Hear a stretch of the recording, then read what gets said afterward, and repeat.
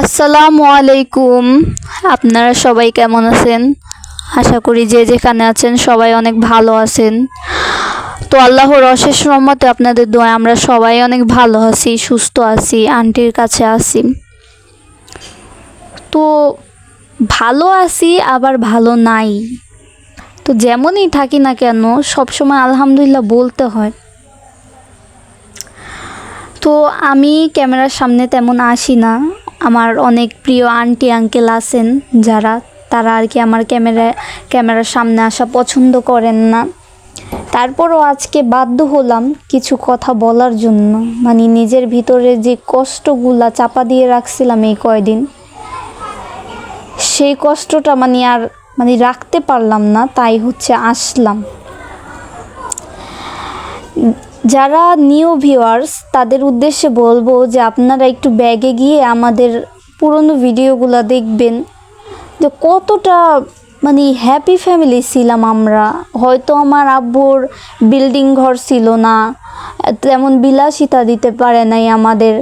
তারপরও দিনে যাই হইছে, সন্ধ্যার পর সবাই একসাথে বসে খাওয়া দাওয়া করছি, ভালো একটা মুমেন্ট পার করছি। এটাই তো অনেক, এর থেকে বেশি আর একটা ফ্যামিলির বড় মেয়ে আর কি চায় বলেন?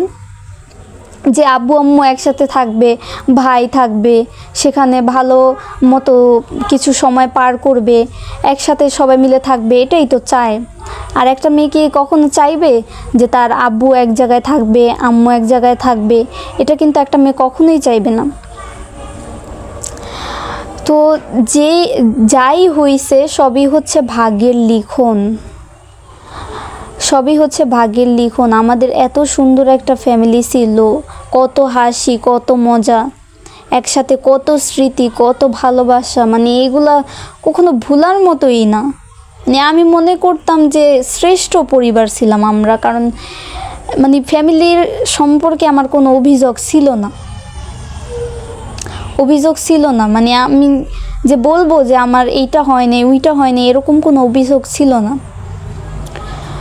তো যাই হইছে, আমি কিছু ভিউয়ার্সদের উদ্দেশ্যে কিছু বলবো। যে আপনারা অনেকেই কমেন্টস করছেন যে নিউ একটা চ্যানেল খুলছি, সেই চ্যানেল উঠানোর জন্য আর কি করতেছি, ঢং করতেছি, নাটক করতেছি টাকা ইনকামের জন্য। তাদের ক্ষেত্রে বলবো, আন্টি আঙ্কেল বা ভাই বোন যে এই কমেন্টসটা করেন, আপনি কিন্তু হয়তো আপনি ভুল বুঝছেন, কারণ টাকা, মান সম্মান সব বিক্রি করে টাকা ইনকাম করার মতো ফ্যামিলি কিন্তু আমার আব্বু আম্মু না, ঠিক আছে? আপনি ভুল বুঝছেন। সেটা এটা আসলেই সত্য ঘটনা, এটা আপনি ভুল বুঝছেন। আর একটা বিষয় আপনাদের কাছে ক্লিয়ার করি, যে একটা টাইমে কিন্তু অনেক একটা পয়েন্ট ছিল টাকা ইনকাম করার আমাদের, ঠিক আছে? তখন যদি মান সম্মানের কথা না ভাববা আমরা মনে করেন টাকা ইনকাম করার ইচ্ছা থাকতো, মান সম্মানের কথা না ভাবতাম, তখন কিন্তু আমার আব্বু চাইলে বহুত জবাব দিতে পারতো আর অনেক ভিডিও বানাইতে পারতো।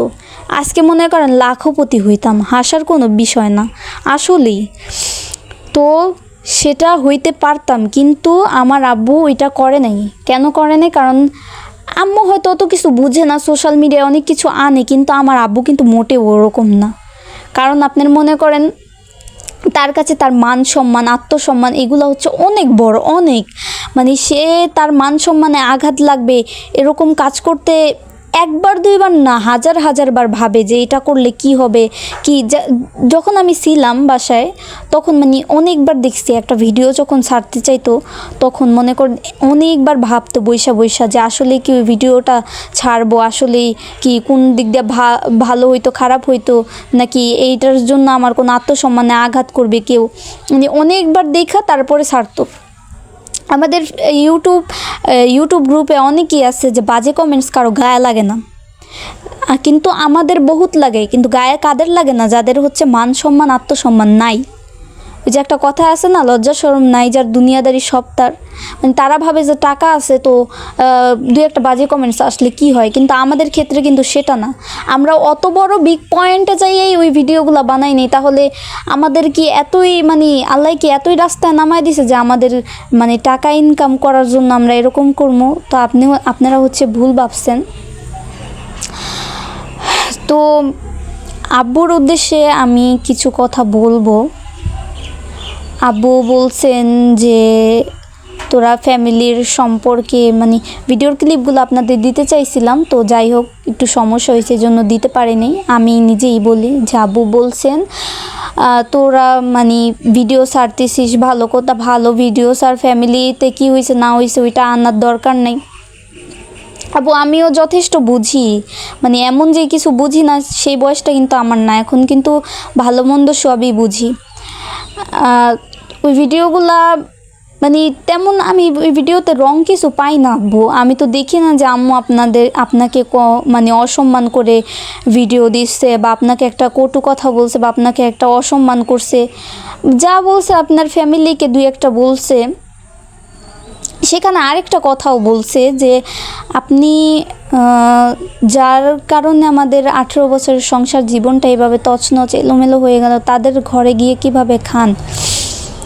এই কথাটা তো আমারও প্রশ্ন আসে আব্বু, যে যাদের কারণে আমাদের সংসারটা এইভাবে আমরা ভাই বোন এত কষ্ট পাচ্ছি, যাদের কারণে আপনারা মানে আলাদা, যাদের কারণে তাদের ঘরে গিয়ে কিভাবে খাওয়া দাওয়া করেন। মানে আমরা এলাকায় নাই ঠিক আছে, কিন্তু আপনার খবর আমি কিন্তু রাখি, আপনি খাইছেন কি না, আপনি কখন কোথায় যাইতেছেন, ভালো আছেন কি না, এইগুলা কিন্তু খবর রাখি। তো মানে এই বিষয়টা আমার অনেক খারাপ লাগলো আব্বু। বলতে পারেন যে মানে হয়তো আমাকে বলতে পারেন যে এই কথাটা তুই কেমনে বলস, আসলেই খারাপ লাগে। তো আরেকটা কথা বলছেন যে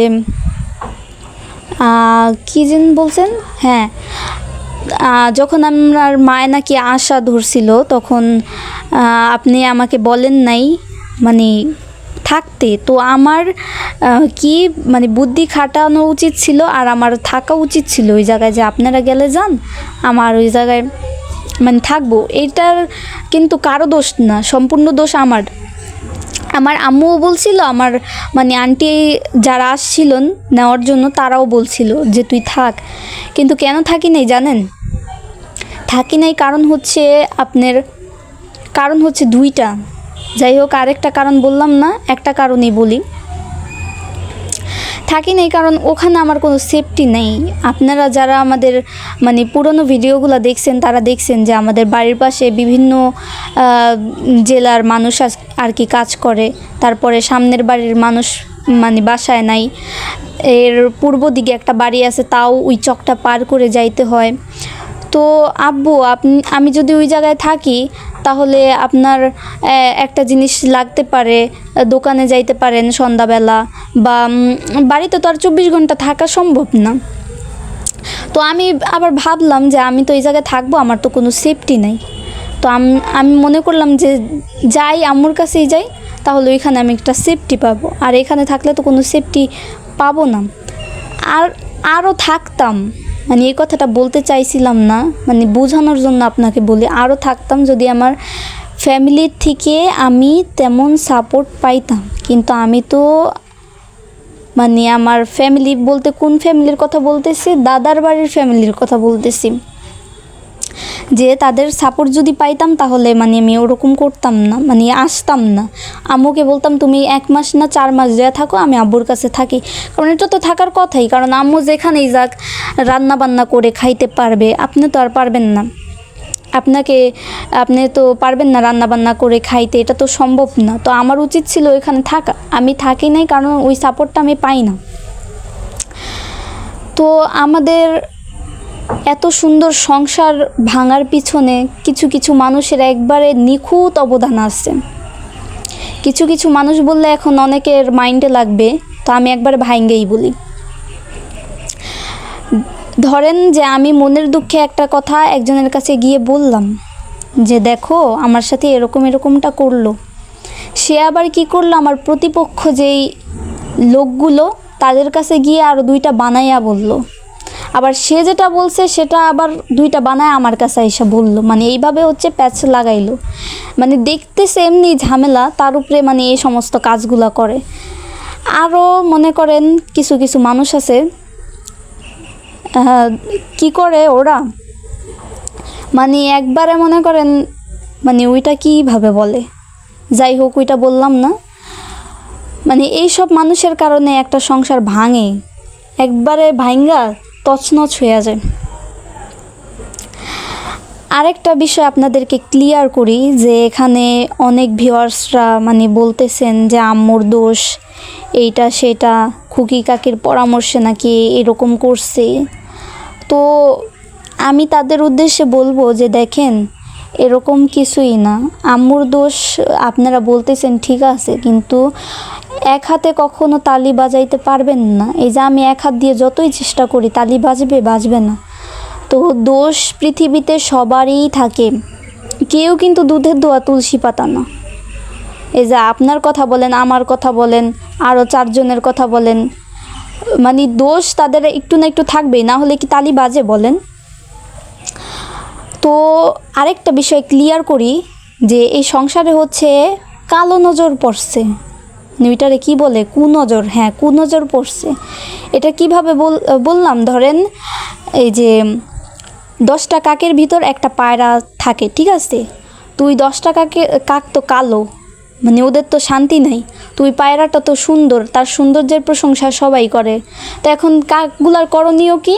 ওই পায়রার সৌন্দর্য কিভাবে নষ্ট করব, আর ওই পায়রার সুখ কিভাবে নষ্ট করব, মানে সেটার তারা থাকে, তায়ে থাকে কিভাবে কি করা যায়। তো এইভাবে থাকে, মানে এটাতে তারা সফল।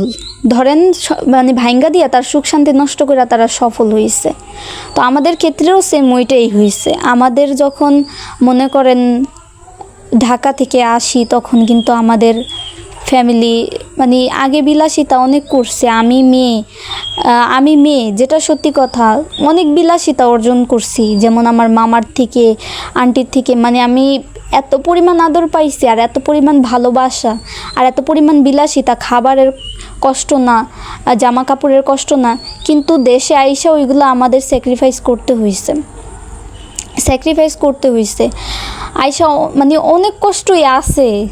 মানে আমি শর্টকাটে বলি, যে তেল আনলে আব্বু নুন আনতে পারতো না, ডাল আনলে চাল আনতে পারতো না, এরকম ছিল আমাদের দশা। আলহামদুলিল্লাহ, আল্লাহ একটা কথা বলে না, যে রিজিকের মালিক আল্লাহ। তো দুঃখের পর সুখ আসে, সুখের পর দুঃখ আসে, এরকমই মানব জীবন চলে। তো দুঃখ গেছে, সুখ আসছে, এখন আলহামদুলিল্লাহ মোটামুটি একটা মানুষ স্বাভাবিক। হ্যাঁ, বিল্ডিং করতে পারি নাই তো কি হয়েছে, মানে একটা মানুষের চলার জন্য, স্বাভাবিক জীবন চলার জন্য যেই পরিমাণ যা লাগে, যেখানে যা লাগে, আলহামদুলিল্লাহ আমার বাপ মা দুজনের চেষ্টায় সেগুলো সফল হয়েছে। কিন্তু ওই সফলতাই কিছু মানুষের সহ্য হয় নাই। তারা যেইভাবেই পারুক সংসারটা নষ্ট করার জন্য চেষ্টা করছে, আর তারা ধীরে ধীরে সফলও হইতেছে। আমি মেয়ে আসলেই ব্যর্থ, কারণ ছোট ছোট বিষয় থেকে কিন্তু এই ঝামেলাগুলো লাগে। মানে এই ছোট ছোট বিষয় থেকে, ধরেন একটা ছোট ঘা থেকে এমন পর্যায়ে যায় যে একটা মানুষের মৃত্যু অবধি চলে যায়। মানে আমাদের ক্ষেত্রে সেটাই হয়েছে, ছোট ছোট বিষয় থেকে আজ এই পর্যন্ত। তো আব্বুর ক্ষেত্রে আমি একটা কথা বলবো, যে ঝামেলাটা হইলে দেখেন, ঝামেলাটা যদি হয় তখন কিন্তু 5 জন বলে। সেখানে যদি আপনিও আইসা তাদের সাপোর্টে কথা বলেন, সেখানে তো আর মার কোনো অস্তিত্ব থাকে না। আর সেখানে যদি আমি কিন্তু এই দীর্ঘ 5 বছরের যে ঝামেলাটা, তখন কিন্তু আমার বয়স কিন্তু এখন কম না, আমি কিন্তু মোটামুটি সবই বুঝি, আর প্রত্যেকটা ঝামেলাই আমি উপস্থিত ছিলাম। দোষ সবারই আছে, হ্যাঁ সবারই আছে দোষ। তবে আপনি যদি সেই দোষটা শুধু আমার মার ঘাড়েই চাপায় দেন, সেটা তো আর হইল না।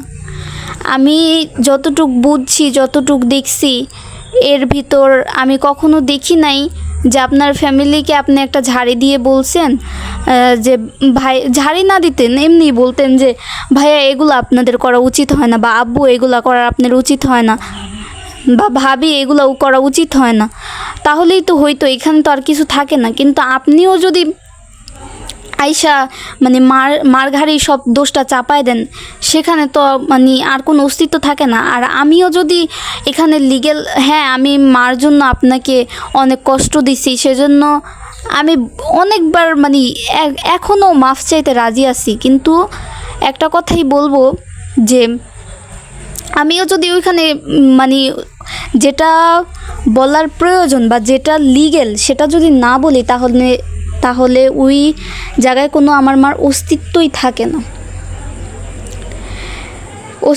থাকে না। এই জন্য আমি বলছি। আর কিছু কথা বলি আপনাকে, যেমন ধরেন আমরা গুনাহগার বান্দা, আমরা যদি হাজার হাজার ভুল কইরা যদি নামাজ পড়ে আল্লাহর কাছে তওবা কাটি আর যদি বলি আল্লাহ আমাদের ভুল হইছে, আমাদেরকে মাফ করে দাও, এবার যদি একটা মানুষকে যদি খুন কইরাও যদি মোনাজাতে বলি আর যদি মন থেকে ক্ষমাটা চাই, আল্লাহ এত পরিমাণ দয়ালু যে সেই ভুলটা সে ক্ষমা করে দেয়। আর সেখানে তো আপনি সাধারণ মানুষ মাত্র। আপনি দেখেন, খুন কইরা আল্লাহর কাছে মাফ চায়, এর থেকে শিরিকি বড় বড় গুনাহ কইরা আল্লাহর কাছে মাফ চায়, আল্লাহ কতটা দয়ালু যে মাফ করে দেয়। আর আপনি সেখানে সাধারণ মানুষ, ভুল তো তেমন হয়ই নেই, সব দোষ নিজের ঘাড়ে নিয়ে আমার আম্মু, আমার কি বলবো, এতবার করে মানে মাফ চাইছে। আপনার মাফ করা উচিত ছিল। আপনার কি আমাদের সেই পুরনো দিনগুলোর কথা মনে পড়ে না, যে আমরা কতটা হ্যাপি ছিলাম, সবাই মিলে কতটা আনন্দ করতাম? মানে আপনার কি ইচ্ছা করে না যে আমাদের ছেলে মেয়ের মুখের দিকে তাকিয়ে যাই হয়েছে সব কিছু ভুইলা গিয়ে আবার নতুন করে শুরু করতেন? আজকে যে মানে এই ফ্যামিলির জন্য এত রাগান্বিত আপনি মার উপর, একটা বিষয় খেয়াল করে দেখবেন যে আপনার আপদে বিপদে কিন্তু আমার মা আপনাকে ছাইড়া যায় নাই।